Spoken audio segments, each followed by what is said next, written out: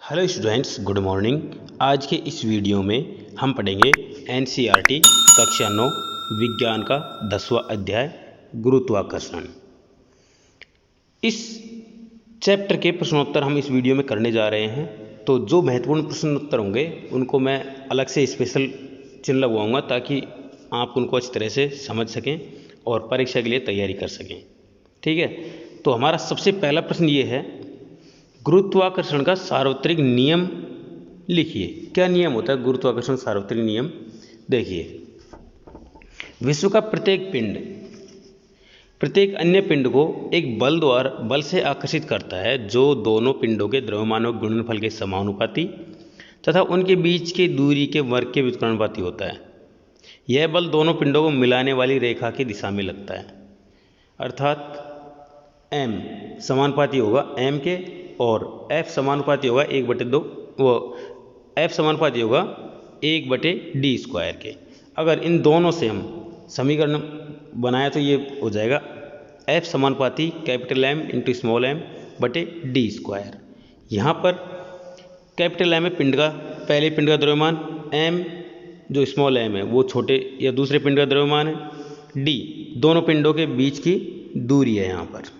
ठीक है, ये पहला प्रश्न आपके लिए मोस्ट था, इसे जरूर टिक कर लें। पृथ्वी तथा उसके पृष्ठ पर रखी किसी वस्तु के बीच लगने वाले गुरुत्वाकर्षण बल का परिमाण ज्ञात करने का सूत्र लिखिए। सिर्फ सूत्र लिखना है। तो देखो, यहाँ पर गुरुत्वाकर्षण बल F बराबर G m बटे r², ये सीधा सीधा सूत्र होता है। और ये वही चीज़ें हैं जहाँ पर m पृथ्वी द्रव्यमान, स्मॉल m किसी वस्तु का द्रव्यमान, r पृथ्वी की त्रिज्या है और g समानुपातिक स्थिरांक है। इसे ग्रेविटेशनल कांस्टेंट बोलते हैं, जिसे सार्वत्रिक गुरुत्वीय स्थिरांक भी कहते हैं। मुक्त पतन से क्या तात्पर्य है?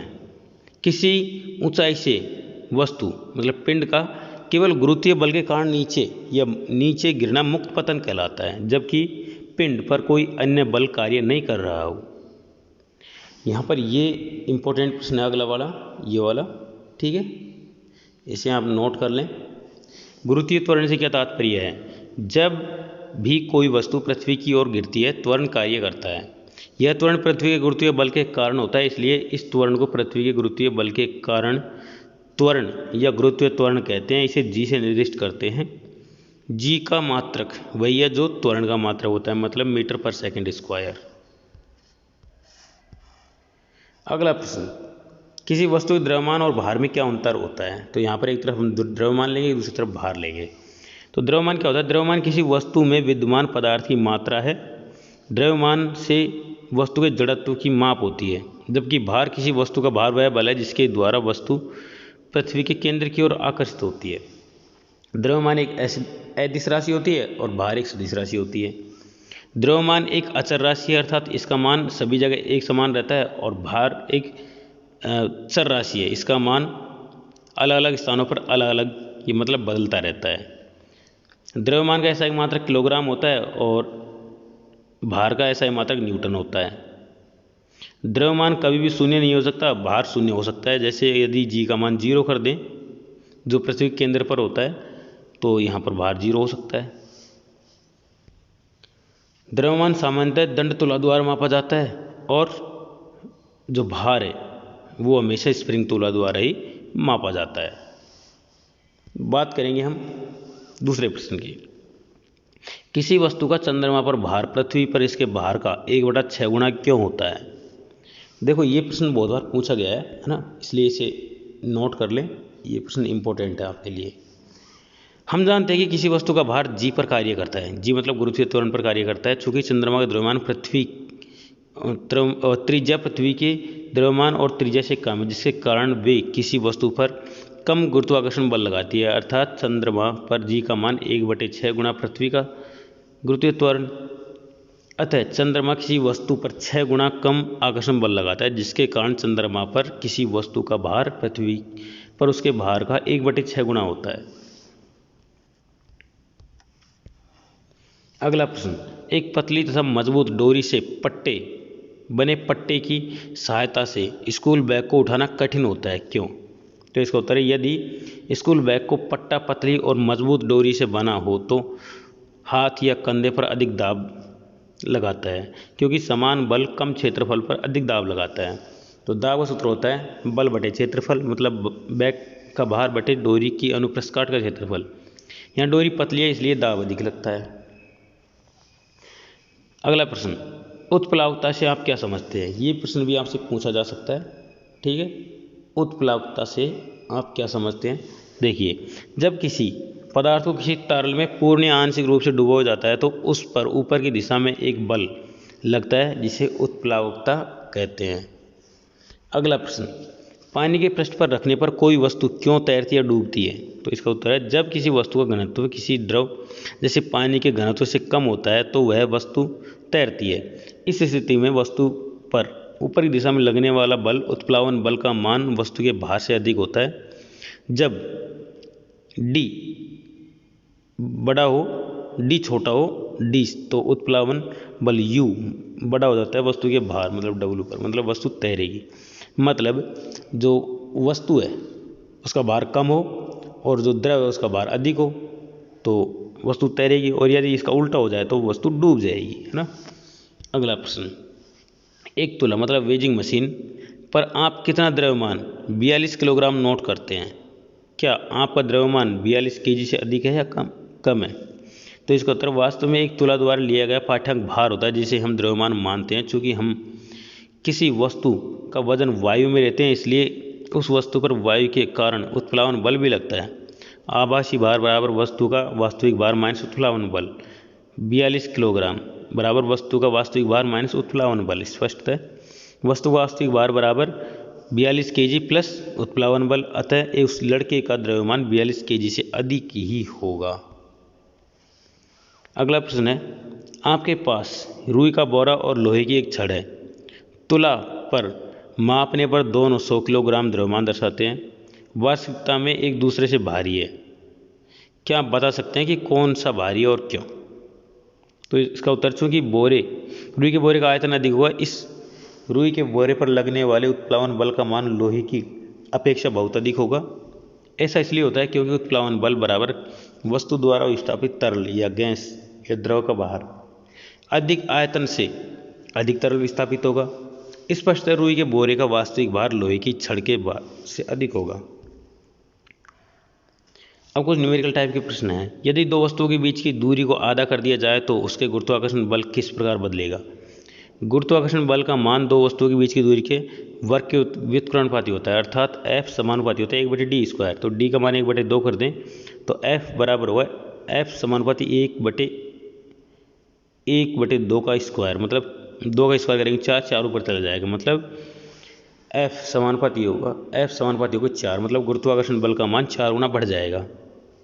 अगला प्रश्न है, सभी वस्तुओं पर लगने वाले गुरुत्वीय बल उनके द्रव्यमान के अनुपाती होता है, फिर एक भारी वस्तु हल्की वस्तु के मुकाबले तेजी से क्यों नहीं गिरती? तो इसका उत्तर है, मुक्त पतन की स्थिति में किसी वस्तु पर कार्यरत गुरुत्वीय त्वरण का मान G बराबर Gm/r² होता है, जहाँ m पृथ्वी द्रव्यमान है, r पृथ्वी की त्रिज्या है। अतः पृथ्वी के पृष्ठ पर या उसके समीप रखी गई वस्तु के लिए G का मान उस वस्तु के द्रव्यमान पर निर्भर नहीं करता, इसलिए हल्की वस्तु और भारी वस्तु एक साथ गिरती हैं जबकि वायु का प्रतिरोध नगण्य हो। अगला प्रश्न है, पृथ्वी तथा उसके पृष्ठ पर रखी किसी 1 किलोग्राम की वस्तु के बीच गुरुत्वीय बल का परिमाण क्या होगा? पृथ्वी का द्रव्यमान 6 × 1024 kg है तथा पृथ्वी की त्रिज्या 6.4 × 106 मीटर है। पृथ्वी तथा उसके पृष्ठ पर रखी किसी वस्तु के बीच गुरुत्वीय बल का परिमाण F बराबर Gm/r²। यदि m का मान 1 kg और m का मान 6 × 1024 kg है और r बराबर 6.4 मीटर, r बराबर 6.4 × 106 मीटर हो, g बराबर 6.7 × 10⁻11 न्यूटन मीटर स्क्वायर पर किलोग्राम स्क्वायर। दिए गए मान समीकरण में रखने पर तो हमारे पास में ये मान निकल के आएगा F बराबर 9.8 न्यूटन, मतलब g का मान निकल कर आएगा। ठीक है।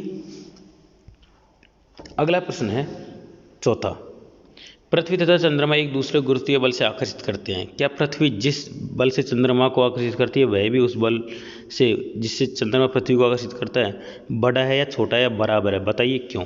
तो इसका उत्तर है पृथ्वी जिस बल से चंद्रमा को आकर्षित करती है चंद्रमा भी उतने ही बल से पृथ्वी को आकर्षित करता है, क्योंकि न्यूटन की गति के तीसरे नियम के अनुसार क्रिया तथा प्रतिक्रिया बराबर तथा विपरीत दिशा में होती है। अतः पृथ्वी जब गुरुत्वीय बल से चंद्रमा को आकर्षित करता है तो चंद्रमा भी उतने ही गुरुत्वीय बल से पृथ्वी को विपरीत दिशा में अपनी ओर आकर्षित करता है। 5वां प्रश्न, यदि चंद्रमा पृथ्वी को आकर्षित करता है तो पृथ्वी चंद्रमा की ओर गति क्यों नहीं करती? तो इसका उत्तर है पृथ्वी का द्रव्यमान m बहुत अधिक है तथा पृथ्वी और चंद्रमा के बीच की दूरी भी बहुत अधिक है। इसलिए इनके बीच गुरुत्वीय बल F का मान इतना नहीं होता कि जिससे पृथ्वी के त्वरण A उत्पन्न हो सके, क्योंकि A बराबर F/m न्यूटन की गति के दूसरे नियम द्वारा अर्थात किसी वस्तु में त्वरण उत्पन्न उस वस्तु के द्रव्यमान के व्युत्क्रमानुपाती होता है। अतः पृथ्वी में त्वरण का मान नगण्य हो जाता है जिसका अवलोकन भी नहीं किया जा सकता। यही कारण है कि पृथ्वी चंद्रमा की ओर गति नहीं करती। अगला प्रश्न 6, दो वस्तुओं के बीच लगने वाले गुरुत्वाकर्षण बल का क्या होगा यदि पहला, एक वस्तु का द्रव्यमान दोगुना कर दिया जाए और दूसरा, वस्तुओं के बीच की दूरी दुगनी और अथवा तिगुनी कर दी जाए और तीसरा, दोनों वस्तुओं के द्रव्यमान दोगुने कर दिए जाए। तो 3 प्रश्न है इसी में। पहला लेते हैं, जब हम बल को दोगुना कर दें, ठीक है, तो पहला F बराबर G/m/d², m को 2m कर दें, मतलब द्रव्यमान दोगुना कर दें, तो F बराबर हो जाएगा G2mm/d², मतलब 2 गुणा G/m/d², मतलब 2F। यहाँ पर F1 हो जाएगा 2F के बराबर, मतलब गुरुत्वाकर्षण बल का मान दोगुना हो जाएगा। दूसरा, गुरुत्वाकर्षण बल का मान दो वस्तुओं के बीच की दूरी के वर्ग का व्युत्क्रमानुपाती होता है, मतलब F समानुपाती 1/d²। तो यहाँ पर हो जाएगा दोगुना करने पर F 4 गुना हो जाएगा, F समानुपाती 1/4, मतलब और अगर 3 कर दें 1/3 कर दें तो ये हो जाएगा 9, 1/9, F समानुपाती 1/9, मतलब गुरुत्वाकर्षण बल का मान क्रमशः घटकर 1/4 या फिर 1/9 भाग रह जाएगा। तीसरा प्रश्न, F बराबर G/m/d² में हम m का मान 2m कर दें और कैपिटल M का मान भी 2m कर दें, तो यहाँ पर 2 से गुणा करने पर हो जाएगा 4F। F1 का मान 4F हो जाएगा, मतलब गुरुत्वाकर्षण बल 4 गुना बढ़ जाएगा। ये थोड़ा सा इंपॉर्टेंट प्रश्न है ये वाला 7वां। गुरुत्वाकर्षण के सार्वत्रिक नियम के क्या महत्व हैं? तो गुरुत्वाकर्षण के सार्वत्रिक नियम के महत्व, पहला, गुरुत्वाकर्षण बल हमें पृथ्वी से बांधे रखने वाले बल की व्याख्या करता है। दूसरा, पृथ्वी के चारों ओर चंद्रमा की गति की व्याख्या करता है। तीसरा, सूर्य के चारों ओर ग्रहों की गति की व्याख्या करता है। चौथा, चंद्रमा तथा सूर्य के कारण ज्वार भाटा। और 5वां, यह अनेक ऐसी परिघटनाओं जैसे वर्षा होना, बर्फ गिरना तथा नदियों झरनों में पानी बहने आदि की व्याख्या करता है।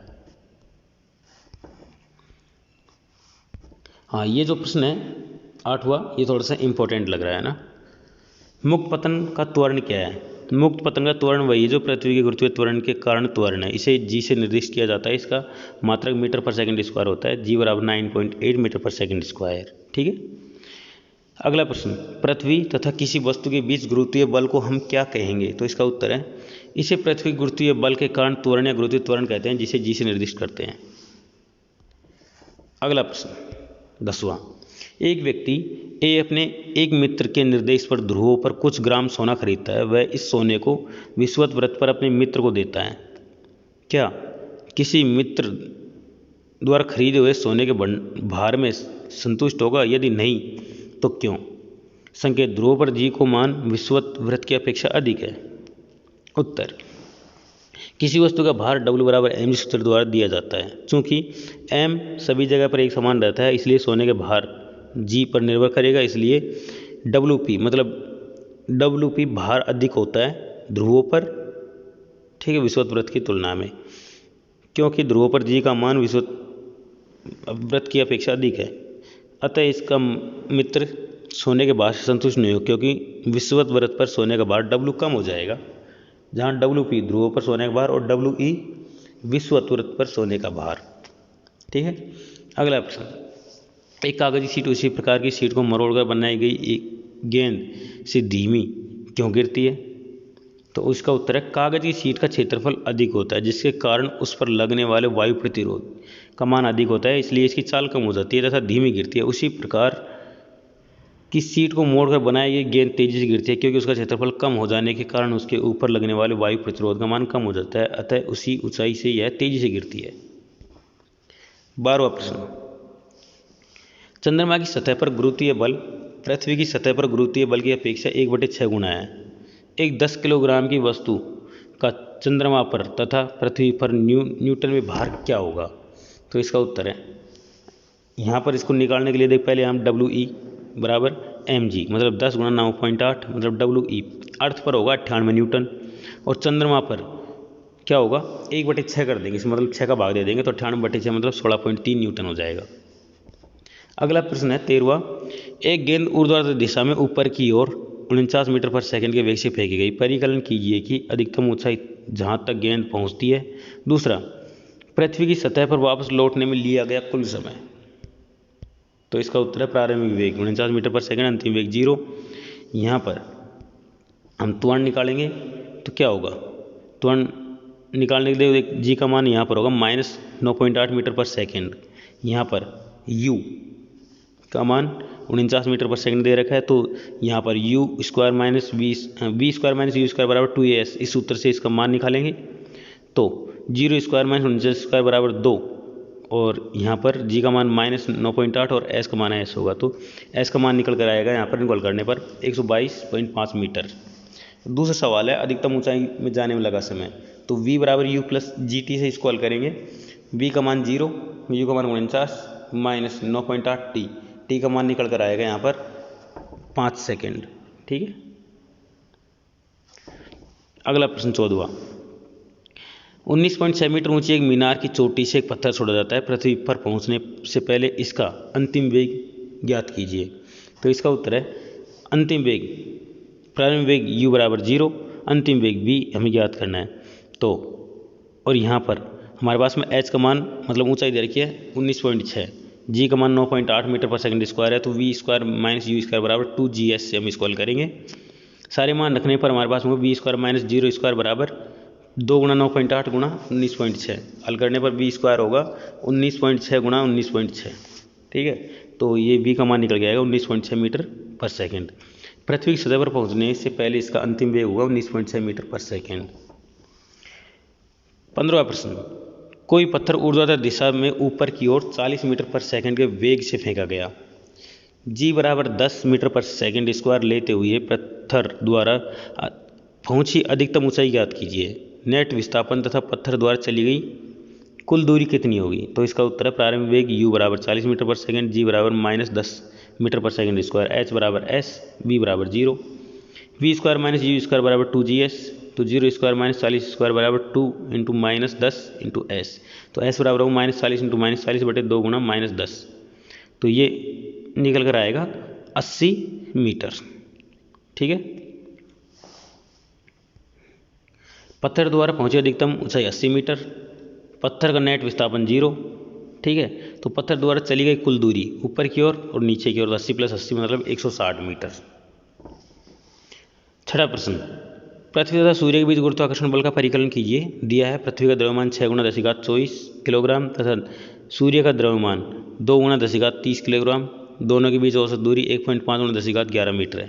ठीक है, ये सारे मान हम रखेंगे इस फॉर्मूले में F बराबर g ms बटे d स्क्वायर में। ये मान रखने पर हमारे पास में यहाँ पर F का मान निकल के आता है 3.56 × 10⁻22 न्यूटन।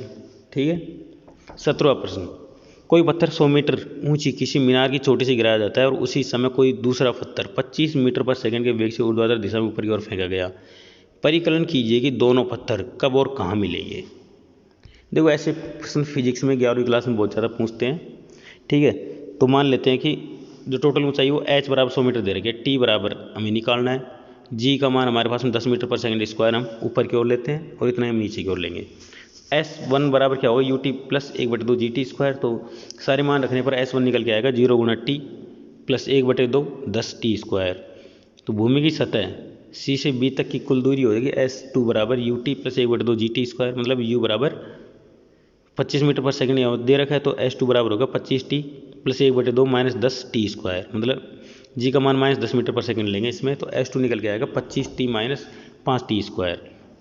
कुल दूरी AC बराबर 100 मीटर, S1 प्लस S2 बराबर 100 मीटर होगी, तो 5t² plus 25t minus 5t² बराबर 100 मीटर, मतलब यहाँ पर 25t बराबर 100 मीटर हो जाएगा, तो t बराबर हो जाएगा 4 सेकेंड। तो S1 बराबर होगा 5 गुणा 4 का स्क्वायर, मतलब 80 मीटर। अतः 4 सेकंड के पश्चात चोटी से 80 मीटर नीचे दोनों पत्थर मिलेंगे। 18वां प्रश्न, ऊर्ध्वाधर दिशा में ऊपर की ओर फेंकी गई एक गेंद 6 सेकंड पश्चात फेंकने वाले के पास वापस लौट आती है, ज्ञात कीजिए यह किस वेग से ऊपर फेंकी गई है। बी, गेंद द्वारा पहुंची गई अधिकतम ऊंचाई, तथा सी, 4 सेकंड पश्चात गेंद की स्थिति। तो देखो यहाँ पर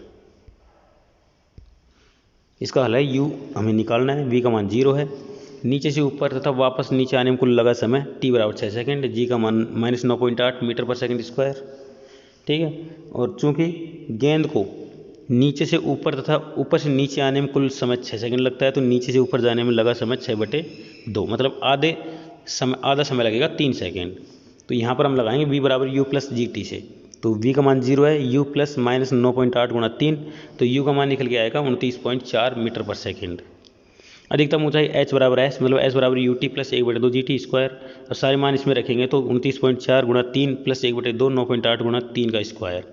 हल करने पर यह मान निकल के आएगा h बराबर 44.1 मीटर।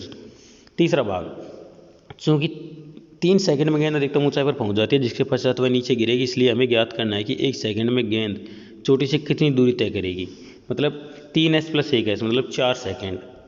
तो s बराबर ut प्लस 1/2 GT², अगर यहाँ पर हम मान रखेंगे तो 0 बराबर s बराबर 0 गुणा 1 प्लस 1/2 9.8 गुणा 1 का स्क्वायर, मतलब u का मान यहाँ पर 0 है, t का मान भी 0 है, तो s बराबर निकल गया 4.9 मीटर। नीचे से गेंद की स्थिति 44.1 मीटर माइनस 4.9, मतलब ये होएगा 39.2 मीटर ऊंचाई होगी। अतः 4 सेकंड पश्चात गेंद 4.9 मीटर पर होगी, या नीचे से 39.2 मीटर पर होगी। 19वां प्रश्न, किसी द्रव में डूबी गई वस्तु का उत्प्लावन बल किस दिशा में कार्य करता है। तो ये तो ऊपर की ओर कार्य करता है हमेशा। 20वां प्रश्न, पानी के भीतर किसी प्लास्टिक के गुटके को छोड़ने पर यह पानी की सतह पर क्यों आ जाता है। तो इसका उत्तर है, जब प्लास्टिक के गुटके को पानी में डुबोई जाती है तो गुटके पर पानी द्वारा लगने वाला ऊपर की दिशा में बल, उत्प्लावन बल, इसके भार W से अधिक है, इसलिए प्लास्टिक के गुटके को पानी के भीतर छोड़ने पर वह ऊपर उठती है और बाहर आ जाता है, अर्थात U अधिक होता है W से। उत्प्लावन बल अधिक इसलिए होता है क्योंकि गुटके का घनत्व पानी से कम होता है। अगला प्रश्न, 50 ग्राम के किसी पदार्थ का आयतन 20 सेंटीमीटर क्यूब है।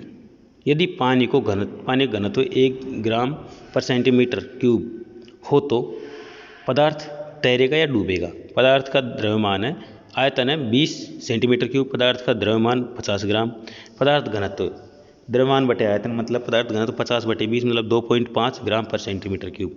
अतः पदार्थ डूबे क्योंकि पदार्थ का घनत्व पानी से अधिक है, क्योंकि पानी घनत्व 1 ग्राम पर सेंटीमीटर क्यूब होता है। ठीक है, ये प्रश्न आपसे पूछा जा सकता है, इसे आप ज़रूर इंपॉर्टेंट लगा लें, ये न्यूमेरिकल पूछा जा सकता है। ठीक है, अगला प्रश्न देखो 22वां, ये अंतिम प्रश्न होगा शायद। 50 ग्राम के एक मोहरबंद पैकेट का आयतन 350 सेंटीमीटर क्यूब है। पैकेट 1 ग्राम पर सेंटीमीटर क्यूब घनत्व वाले पानी में तैरेगा या डूबेगा। इस पैकेट द्वारा विस्थापित पानी का द्रव्यमान कितना होगा। ये बिल्कुल वैसा ही प्रश्न है, यहाँ पर हम घनत्व निकालेंगे, मतलब m/v करेंगे, तो 500/350 मतलब 1.42 ग्राम पर सेंटीमीटर क्यूब, मतलब यह पानी में डूब जाएगा। क्यों? क्योंकि इसका घनत्व पानी से अधिक है इसलिए। ठीक है, और ये कितना पानी विस्थापित करेगा, तो देखो यहाँ पर पैकेट के द्वारा विस्थापित पानी का आयतन बराबर पैकेट का आयतन, मतलब 350 सेंटीमीटर क्यूब।